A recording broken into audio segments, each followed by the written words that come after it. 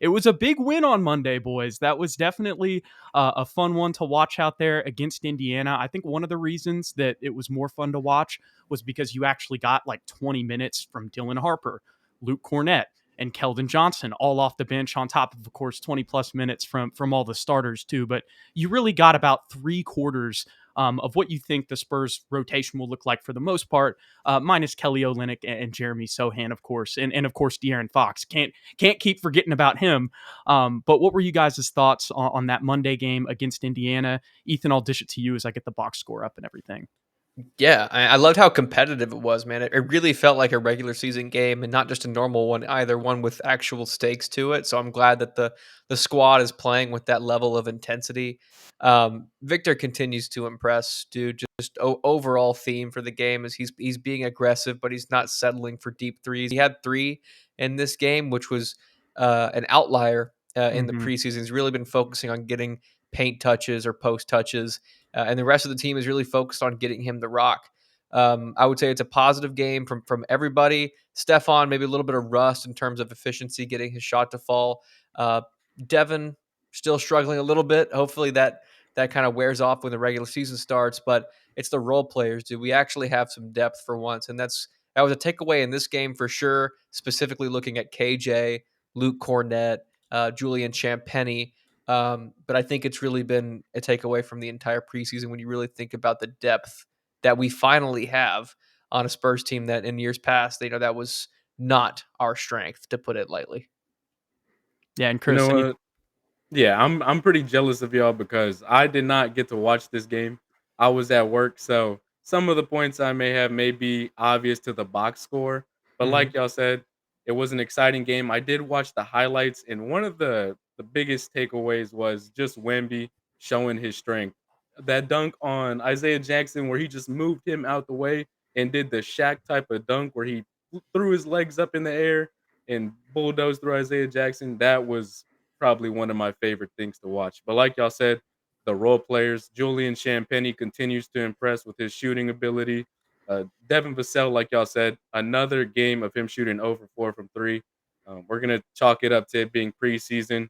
Um, Luke Kornet, very impressive. But like y'all said, the role players have been putting on a show as well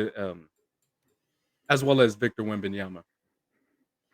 100%, man. I mean, obviously, it's kind of crazy when you look at these Wemby stat lines. A ton of these points, are kind of coming mainly in the first half. I feel like in the preseason with Victor, we've seen a lot of these stat lines, like first half stat lines, that could be entire game stat lines, Hmm. for other players. So, I mean, you love to see the efficiency from him in this one. I mean, just stuff the stat sheet in every way possible. But one of the things that stuck out to me just on the box score specifically is you got 1, 2, 3, 4, 5, 6, 7, 8, 9 guys getting steals on the stat sheet there. And I believe all 9 of those guys, if we go to Victor Wembanyama, Julian Champagnie, Stephon Castle, well, Lindy Waters might be not really in the rotation, but Harrison Barnes, okay, David Jones Garcia, that's another one. We'll nix him there. But Keldon Johnson, Luke Kornet, and Dylan Harper, the majority of those guys are guys who are going to be getting like a good bit of rotation minutes, will be consistent starters or guys off the bench. So I love to see that. I think in the first half, the team defense, might have got a little bit jumbled on rotations. You kind of see we gave up 66 points in that first half.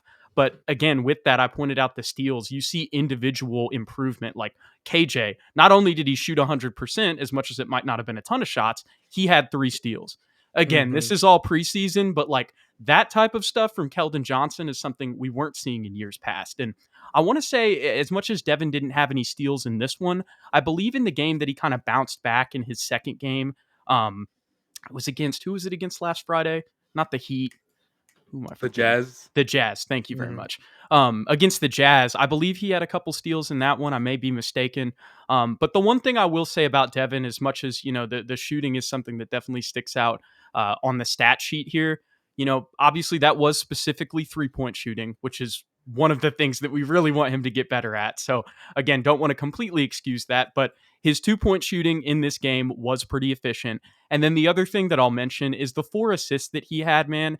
Like he is having intentional passes off drives that I feel like in the past he would have just pulled up, like no question. And now he's kicking it out to shooters, which are turning into made baskets. And I want to say that he had like 2 or 3 hockey assists in this game, if my memory serves, from what I saw on tape. So definitely still want some more consistency from Devin on the perimeter shooting, but I think kind of the stuff I talked about explains why he was still +5 in the box score, despite the inefficiency from deep. Yeah, Yeah, most definitely. I don't want to go too hard on Devin Vassell because it is preseason, but also I think someone who's kind of gone under the radar a little bit. I was looking at all the preseason games. Is Harrison Barnes? As you can see, he shot 1 for 5 from three. A couple of the other games before this, he has had some struggle shooting the ball. So that's another person to mention. But he's a vet. I don't think this is going to carry over into the regular season. He could very well just be practicing out there. So I'm not too worried about that. Yeah, he's bound to have a game like this from time to time, but I think overall he's been pretty solid, especially, when you factor in the other things that he does for the offense. But Devin specifically, Jude, I think you made a really good point in terms of his facilitation. He's been playing a lot of point guard with De'Aaron Fox being hurt. This is obviously Stephon's and Dylan Harper are back as well. But early on in the preseason, he was handling a lot of those duties when he was playing. Or there was only one game, I should say. I'm really overextending exactly the sample size that we've had, but I've been impressed with his playmaking ability, which kind of proves the point that we've been hammering all offseason, which is we think maybe he's a better fit off the bench, where he and Dylan Harper can kind of share those duties as playmakers. Maybe that's where his strength lies, is in that shot creation for himself in the mid-range. Maybe not so much as a 3-and-D guy that we kind of drafted him as. Maybe that's not his ideal mold anymore. So maybe we just need to rethink our expectation of Devin Vassell, especially when you got guys like Julian Champagnie, who's been just lights out. And then Lindy Waters, who we don't think is going to play, but other than this game in the preseason, he's also been incredibly lights out. And just to mention him a little bit more, because we really haven't touched on him yet that much, is Dylan Harper. Um, Unbelievable, dude. Like, I think this is his second game in the preseason. He's so explosive, dude. He gets to the rim with such ease. And I know we talked about his comparison with Manu a little bit, dude, but with that Yeah. explosive floating, like he's gliding to the rim, left-handed finish, kiss off the glass. Like he easily could have yammed that, but he, chose the finesse play. And that was so reminiscent of what Manu used to do for us in competitive situations. So off the bench as that primary facilitator with 8 assists as well, showing that he is a playmaker, not just a combo guard, but a natural point guard. His ceiling is through the roof, and De'Aaron Fox isn't even back yet, man. Like our guard room is in a very, very good place. Yeah, that's the other thing with Devin Vassell when you were mentioning him going to the bench or if he stays in the starting lineup. We still have De'Aaron Fox who will be Yeah. inserted to these rotations as well, so that's another thing to remember. And then, man, like you mentioned there at the end, remind me there for a second. I can't believe Dylan Dylan, Harper. yeah. Thank you. Yeah, again, we forget about him way too much. The Manu comparison that you mentioned, Jeff McDonald from the San Antonio Express News has also been saying that kind of throughout this summer. I didn't even realize that, Ethan. I remember we had talked about that in some previous episodes, kind of previewing Dylan and stuff. But Mm-hmm. he tweeted it today. He was like, dude, I've been saying this for 6 months, or maybe it wasn't today. It might have been yesterday. But recently, he said, he really does look like Manu. And you don't want to, in certain situations when he's coming off, dribbles, of course, the left-handedness and whatnot. The only thing that I'll say is maybe a little bit different is you could say that Dylan's like a true point guard, and then he's a little bit stockier than Manu is, but Mm-hmm. really they're both 6'6", like a lot of similarities, in just what you see in the style and what pops off the screen, but then also in just their measurables and whatnot too. So, man, I wish I had more to say on Dylan Harper, dude, but in the first 2 games, I mean, he has been as advertised. He's looked even better than he did in the summer league. And I think that's a testament when you consider that, there was still he only played 2 summer league games and there was a big gap in between those. And as much as this is preseason, I would still argue that this is a higher level of competition. So love to see Mm-hmm. what I've seen from him.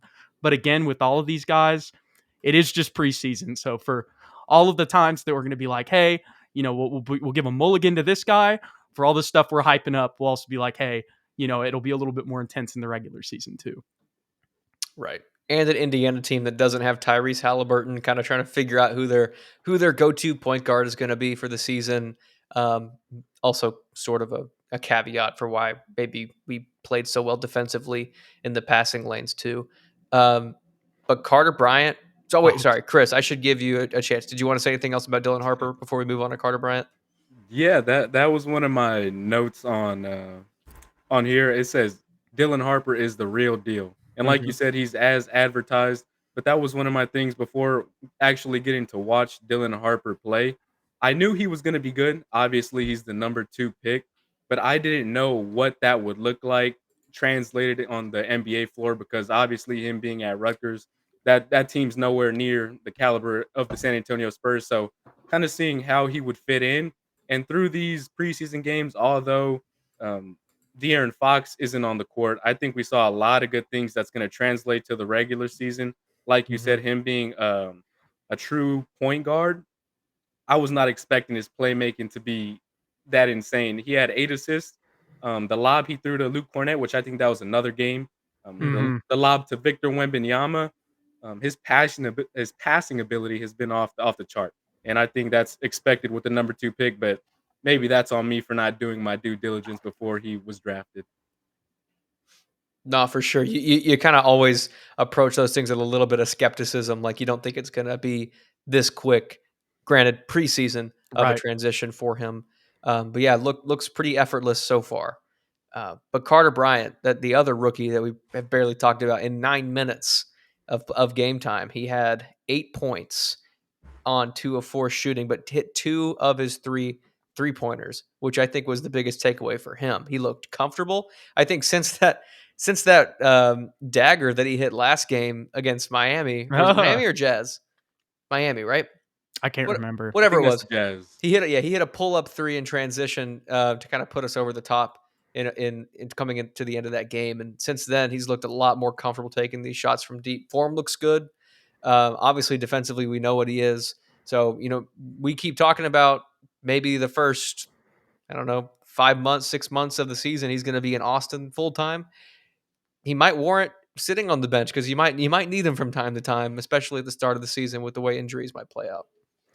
Yeah, dude, if he starts knocking down threes again, one preseason game and he's 2 for 3, you know what I It's mean? two So we three don't preseason games, we Jude. yeah. There you go. There you go. So don't want to go too crazy here. But what I will say about Carter, man, those 2 shots specifically when I saw him, like from not just the form, but from Hmm. like how he looked body language wise from his feet being set. Yeah. Everything just looked clear and fundamental and succinct and in rhythm. It felt like a significant improvement from the jumper that we saw in summer league. And obviously, we felt like there was still potential there. It just wasn't going down. But I think we're already starting to see a little bit of the Spurs development system, in Carter's jump shot so far. And I don't know, maybe over time we'll look back on this in a month, and he'll be shooting like 14%. We're like, this was just one preseason game. But I don't know, man. I think he's a dude who can also progress very quickly and can be a sponge, whenever it comes to just the Spurs development system. And that kind of goes back to like the 20-minute conversation he mentioned, that he had with Pop, and he was just picking his brain, and it just kept going because he wanted to keep talking. And then eventually, Hmm. he had to go do something else. Yeah, I feel like confidence is going to be a big thing for Carter Bryant. Like you said, after him hitting that dagger, you kind of see him playing with a little bit more swag.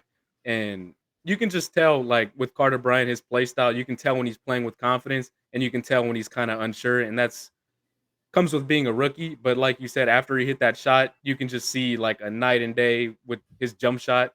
And I think that goes to show why he shot 2 for 3 from 3 point range. Hmm. Yeah, absolutely, man. I don't mean to keep harping on this game, but I feel like a lot of these guys, and a lot of these lines are representative of what we've seen from them this season. We haven't even really talked about Luke Kornet. I mentioned him at the beginning, but 16 points, 6 for 6, 4 for 5 from the free throw line, had a steal in there as well with 7 boards and an assist. Man, I think I don't know if we touched on this too much going into the draft, Chris, just, the Spurs front court and what it's been the past 2 years. But regardless, I know that situation. What are y'all's thoughts on Luke Kornet and what you've seen from him in the preseason so far, and what he can potentially do for our bench unit this season? Go ahead, Chris. You can get the first one. Yeah, I think we've already seen the impact what he brings. I think it might be a little bit different in the regular season because there's not always going to be nights where he has 16 points shooting 6 for 6.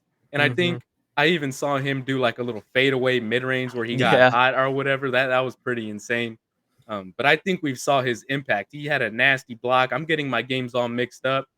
But, just him bringing something that we haven't had, as you know, we've all had to deal with Zach Collins. I think Luke Kornet's probably the best backup we've had since Jakob, and I think Jakob was our starting center.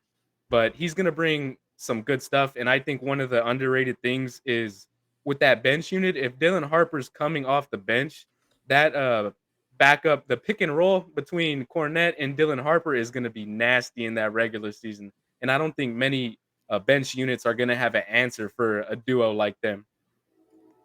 Yeah, to keep it simple about Luke Cornett, it's his screen and role play. He is an unbelievable screener.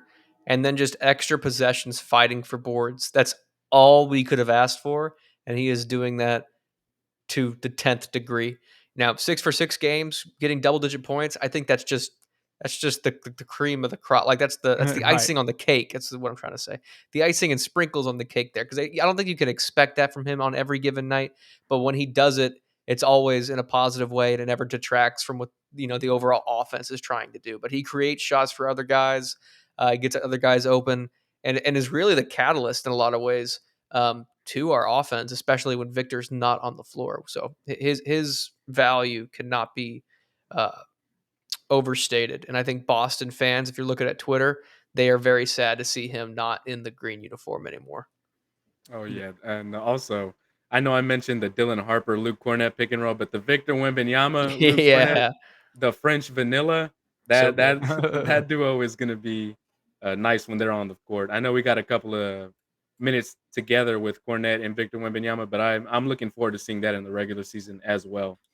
Mm. Yeah, that's definitely going to be something that's going to be a nightmare for defenses to guard and game plan for. But I'm really glad you brought up the Dylan Harper, Luke Cornett pick and roll because, like you said, we've already seen some lobs there. We've seen a little bit of chemistry, even on like the handoffs, that Luke will give on the wing, that'll allow for a driving lane up the middle of the paint. But of course, the pick and roll and the pick and pop game as well is going to be just so huge for that bench unit because now these other guys that we have playing off of them, like a Keldon or, whether it's a Jeremy, or Harrison or Julian or whoever else is off the bench, like it's just there's gonna be so much more attention drawn to those guys and they're going to be effective a lot more than we've been in the past with our bigs and a backup point guard to start.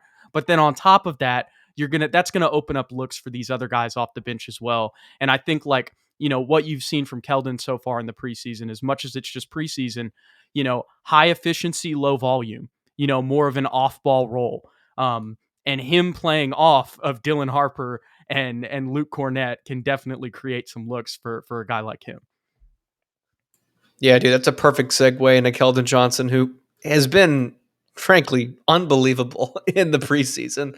Like if he can just get 70% of this output come regular season, I think that's an extremely successful Keldon Johnson season because he's been efficient from deep and down low. He's been physical. He's been fighting for extra rebounds. I think he's been having a great preseason in terms of rebounding, offensive and defensive, and pushing the pace. And I think you put it very well, Jew. We talked about it at length last time. Is he's not forcing anything. He's playing opportunistic offense. When the ball finds him, he tries to score. If it doesn't find him, he's just trying to create room for other guys. So I think he's finally, knock on wood, finding his role and niche in the offense. And I think, not to rhyme niche with Mitch, but I think Mitch Johnson is probably he deserves a lot of credit for that because last year and the year before, KJ didn't always look comfortable.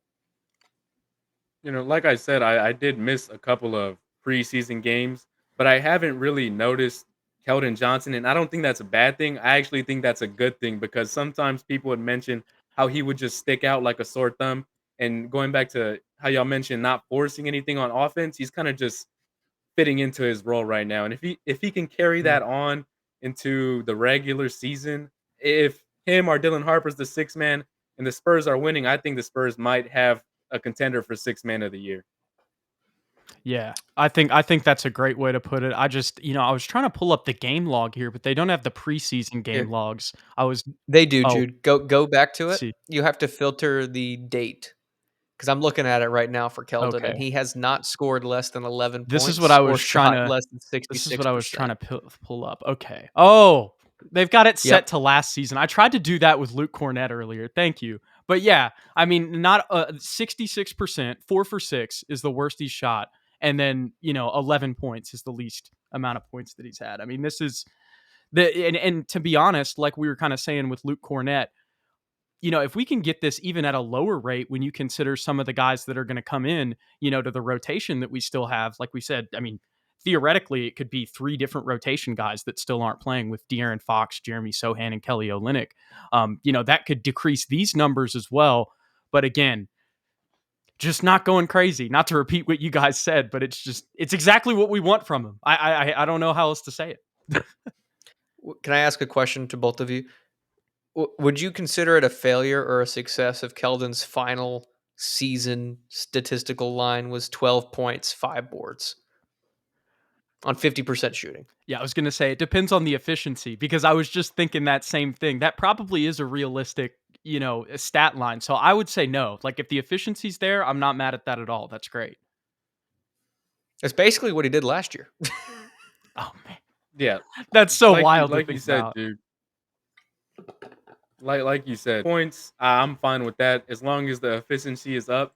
Also with Devin Vassell, if he keeps the same stat line as last year, maybe boosting up his assists because we, like y'all said, y'all saw the playmaking. I just want to see efficiency from all the guys. Not everyone can score 20 on the team, especially when you have so many threats. Mhm. Now the Spurs team is so deep, so I'm not expecting crazy scoring numbers from everyone, but I want to see people be efficient with the ball. Agreed. For sure, for sure. And I did just want to bring this up to Chris's point earlier because I had noticed this as well. 1 for 7, 0 for 6, 2 for 7, and 0 for 3 from Harrison Barnes. Again, I'm not really too concerned about it. I'm kind of like what Chris said earlier. It's preseason. He's a vet. He's probably just out there kind of throwing up shots, but is just something, to monitor. We'll mention that if we're going to harp on some of these other guys' preseason mistakes like Devin, we'll harp on this for Harrison Barnes as well. But the last guy that I want to talk about here as we kind of wrap up all of our preseason thoughts, guys, is our guy. Where is he? Let me find him. Julian Champagnie, dude. Yes, sir. So me and Ethan, I'll pull this up. You might have seen this, Chris, but we kind of have this roster graphic that we've made. And we've had Julian Champagnie kind of slated down, potentially as a third stringer. And again, it kind of depends on what we do with the minutes, because there's definitely some ways that you could take Kelly Olynyk out of that backup rotation, move him to the third stringers, and adjust some things with some other guys. Like you could elevate Julian to the starting lineup, even move Harrison to the 4, bring down Jeremy, and then you're all set. So this is not the gospel here, but definitely more of a question, at least for me and Ethan coming into the season, of where Julian was going to find minutes with the way he's been playing and where been playing. I feel like he's going to be at least a backup. Like I don't think he's not going to be in the rotation. That's just my takeaway from 4 preseason games. Maybe, come opening night or come when De'Aaron Fox is on the floor, I'll be proven wrong. But what are y'all's thoughts on Julian's preseason so far, his efficiency throughout the preseason, and then where he could potentially, just what his role would be in the rotation? Yeah, man. He's been unbelievable. I know that's saying a lot for someone that hasn't scored 20 points in the preseason, but considering what we expect from Julian Champagnie to shoot, he's 50%, 60%, 67% from the field, and then 40%, 70%, 50% from three. Like he's so efficient and he's lights out. He's catch and shoot. There's no hitch in his shot. His confidence level is through the roof. He's been a flamethrower. I would say I've been like, other than Victor, when he catches the ball along the perimeter, I'm like, that's going in. Like it's 100%, and he's letting it fly, contested or not. And the numbers prove that he's absolutely worth playing. So to answer your question, Jude, I think he'll play to start the year because De'Aaron Fox obviously is not going to play for the first couple of weeks. So there's a hole in the lineup. So he'll probably be the backup 2 or 3 um, in a 10-man rotation, assuming we play a 10-man rotation. And his role is going to be exactly what he's been doing. Just be a sniper, be a flamethrower, play decent defense. And that's all you can ask for him. Now, if he continues to play at this level and De'Aaron Fox comes back, then we need to have another conversation. Who's playing crappy? Is Harrison still playing bad? Is Yeah. Devin playing bad? Because then conversations about who he pushes out start to happen. Or maybe we just expand to an 11-man rotation. Because we haven't even talked about Kelly Olynyk yet. He's another guy that's technically not Sohan, playing. dude. Jeremy Sohan. Yeah, there's a lot. It's a good problem to have too much depth. And maybe we're overthinking this. Maybe he is just a third string guy and he's not going to play at all. But at this rate, I think he deserves at least some playing time. No, I don't think he's a third string guy. I think he's going to be a solid role player. His age, I guess, he's only 24 years old. Yeah. Like y'all said, his shooting has been amazing, and I think he's just gotten more familiar with his role, knowing what he needs to do. And I think he's probably our best plug and play player. Like, you can throw him into any lineup. He's just going to go. He's going to shoot the ball, like you said, play solid defense. And if he can continue this, he's got to play. Like, you just got to find minutes for him, especially with the shooting questions. Like, the team, people having the questions about the shooting. Yep. And I have a feeling that with Fox not being able to start the season, I feel like Mitch Johnson is going to throw him in the starting lineup. Like I said, he's probably the best plug and play player. Why not throw him out there and just let him space out the floor? That was kind of why I brought it up. I think he's been in the starting lineup every single game of the preseason.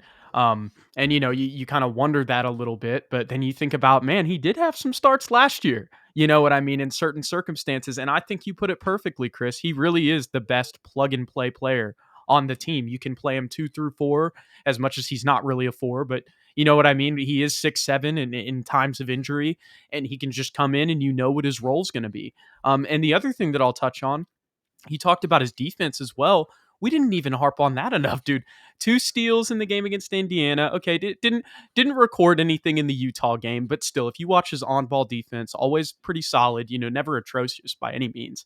And then 3 stocks, got a block and a steal in the Miami game, and then against Guangzhou had 2 steals as well. So I read that backwards. It was actually, last Monday he had 2 steals, but still, definitely has been putting up numbers on the defensive end as well. Absolutely.